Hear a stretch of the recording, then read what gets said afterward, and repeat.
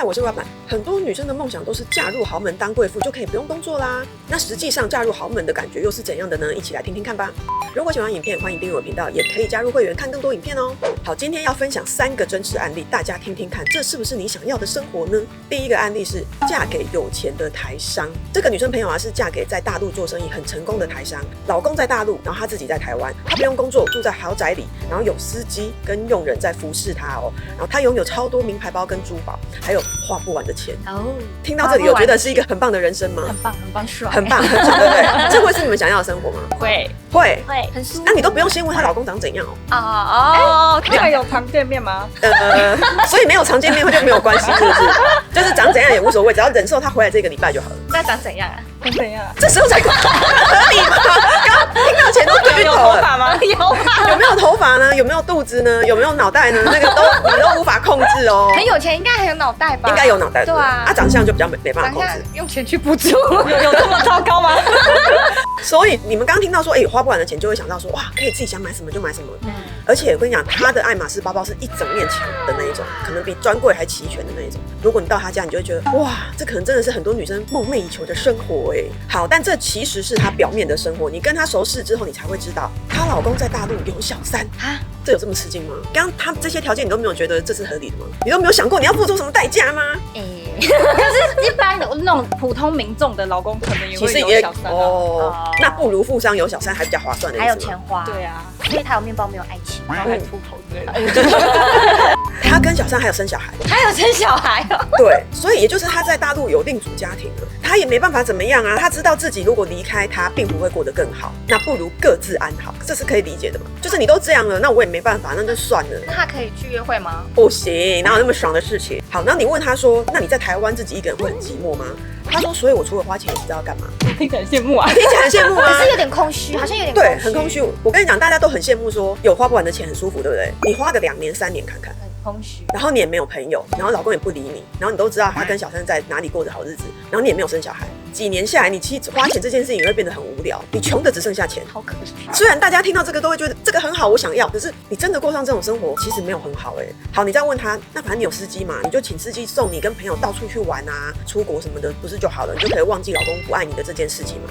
他说，司机佣人都是我老公的人，他们都是来监视我的，我去哪里见谁，他们都会跟她老公回报，基本上也不让他交什么新的朋友，然后也不能自己出国，主要是要让他不能有外遇的机会。为什么啊？所以老公蛮狠的哈，自己有小三，然后不准他外遇哎。她老公是不是盯很紧？应该有仇啊？没有，就是觉得你是我正宫啊，然后我不让你这么舒服，那你不能背叛我啊。哦，就双标嘛，自己可以，你不行哦。你要是出轨，我太没面子了。我毕竟是把你供着，吃我的喝我的，什么都是我出的，你不能再出轨。好可怜，被关起来。对，那这样呢？听到这里，这是你们想要的生活吗？你们刚刚都说 OK 哦。有点虚。可是我听过有些女生的想法是，男生就是要么给我爱，要么给我钱，要么给我滚。要么给我滚，你要有钱或爱要给我其中一个，都没有的话你就滚吧。那他有给他钱，所以可以是不是？我就在想，有些女生是不是觉得好没有爱没关系，至少有钱，或者是没有钱没关系，至少你爱我。那你要给我情绪价值，对不对？至少要有一个，那他这个就是其中一个，给你花不完的钱，但其他自由不要想，陪你不要想，忠诚不要想。那你就要想，你愿不愿意用这个去换？但是可能很多人会觉得愿意，因为我愿意，因为金额太高了。反正他就是过着有钱没有自由的生活嘛。我是不羡慕啦，因为我觉得钱可以自己赚。可是没有自由这件事情真的太痛苦了。网络上很多人都讨论说，如果有人可以每个月给你50万，那很多人就会回，那这样子叫我做什么都 OK， 我可以，我报名。甚至你只要有一丝犹豫，就是对不起那50万。大家是这样子讲的啦。那实际上过上这种生活的人，其实我真的没有看到一个人是快乐的。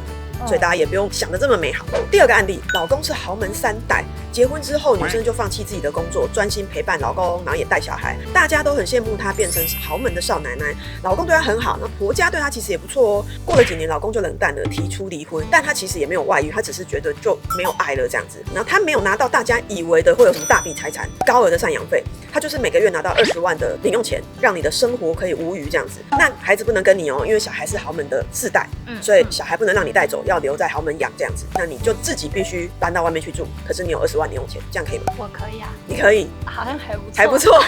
那我见得到小孩吗？偶尔哦，可以啦，好像可以耶，不是完全见不到。恢复单身，然后偶尔看小孩又有零用钱，好像可以。好像可以，他看到小孩的话可以，只要还能看小孩，不用顾他，但又不用顾他，对，所以你就是恢复单身的嘛。对啊，然后有20万，好像是一个基底，好像还不错，可以要干嘛就干嘛的。好，那我们听听他自己怎么说。他说20万其实不多，因为以前他自己的工作就赚超过20万，所以你想，这个豪门也不是娶一般女生嘛，人家也是不错的女生嘛。然后他放弃事业太多年，不可能回去再有这个收入了，所以他会觉得给我20万，这以前我自己就能赚得到啊，为什么你们要一副你们施舍我的样子？我是为了嫁给你而放弃我自己的这个收入然后现在你又把我打回来拿这个收入，可是我是没有社会地位的人，因为我原本是靠自己的。好，再来就是豪门的生活水平其实是远超过20万的生活水平，就是你住的房子、吃的东西、用的东西、出入的地方，你平常的生活水平其实已经超过这个20万的水平了。20万一般人听起来很多，可是他可能租房就要花10万，房子要10万。你要想他原本过的可能是远高于20万的豪门的生活，那现在给你20，你是要下降很多生活水平的。他觉得其实这场婚姻他的损失很大，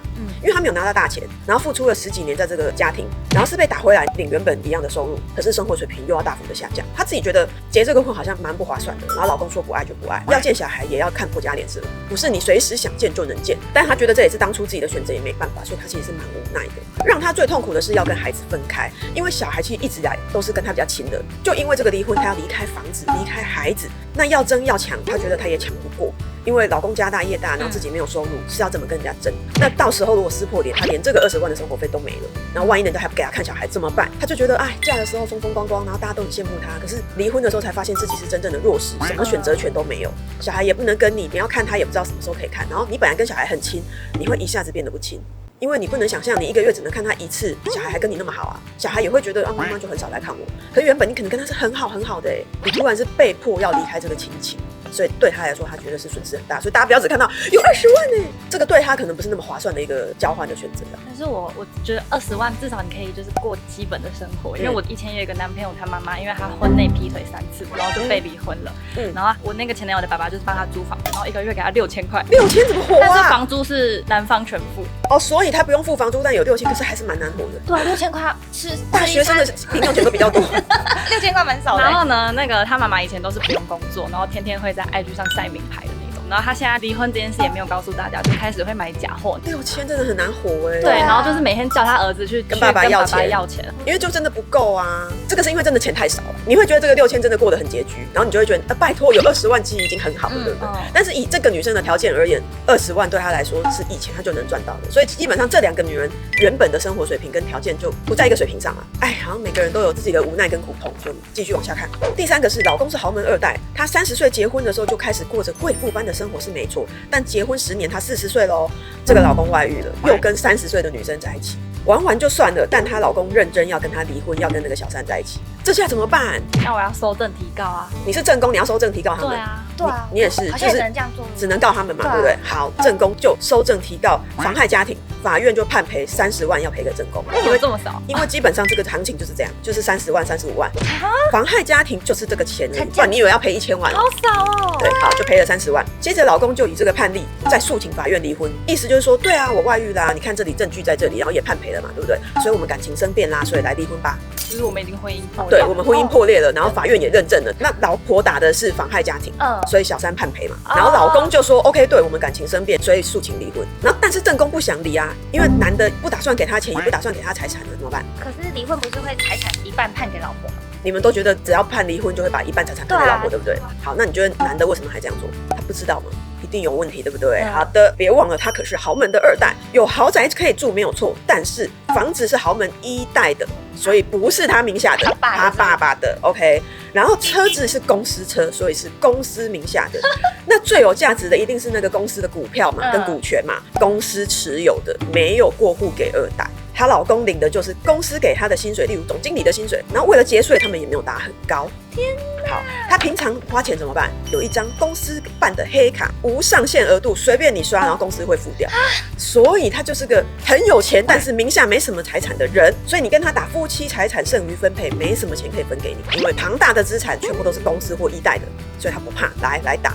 心机好重哦。可是其实很多豪门2代3代都是这样，名下是没财产的，都还在公司跟1代手上，但是他很有钱，他有豪宅有跑车，都不是他名字的，所以你跟他在一起的时候很舒服，但他一旦把你踢走，你什么都分不到，没办法。还是就不要离婚，卡在那边。不要离婚，可是法院会判离婚，因为你们感情生变了。好惨哦。那就什么都没有。对啊，是不是很生气？对啊，这是不是大家都没有想过的豪门少奶奶的生活会是这样？没有人想过，所以这一点要警惕一下哦。大家不要以为跟豪门结婚，然后你离婚的时候可以拿走他一半财产，没有在他名下你是拿不走的。结婚前先问一下。好，所以大家听完这3个故事，请留言告诉我们，你觉得哪一段婚姻最痛苦？你还会羡慕嫁入豪门的生活吗？这3个感觉都是鬼故事哎。对啊，对啊，所以嫁入豪门也没那么爽啦，风险其实蛮高的。那当然不是要反对大家嫁给有钱人，也不是要唱衰说嫁给豪门一定会这样，只是要提醒大家，婚前有什么保障，自己还是要先想清楚，不要只过了几年舒服，然后后面一堆麻烦哦，要好好保护自己哦。我觉得没有自由那个最痛苦。可是他有花不完的钱。可是他就没有自由，我觉得那样心灵生病比较痛苦。 3给你自由，没有钱。我要钱的。你要1对不对？对啊。可是心灵。好，这位小编要1，因为他觉得有花不完的钱，只是没自由而已，没关系。这位小编觉得1最惨，那3不惨，3根本没有考虑。1没自由有钱，2有自由，还有一点点小钱，3没有钱，啥都没有。我觉得有钱的话，应该算是有部分的自由吧。可是他什么都不能做。对啊，你不能交男朋友，不能出国，不能交朋友，你没有自由，每天司机监视你，所以他才会只剩下花钱，他只能去逛街买东西。真的会很空虚哎，我觉得会生病，会生病，会生病，会生病，所以他只能一直花钱，不然他真的不知道自己要干嘛。我选2，不能出国，你有那么多钱却不能出国，还不能出国哎，你要钱干嘛？你就只能让钱陪着你年华老去。而且你买那些东西，你要给也不知道干嘛，你要去哪？对，是不是很苦？哦，好像也是。对啊，我选2。哎呦，如果喜欢影片，欢迎订阅我频道，也可以加入会员看更多影片哦。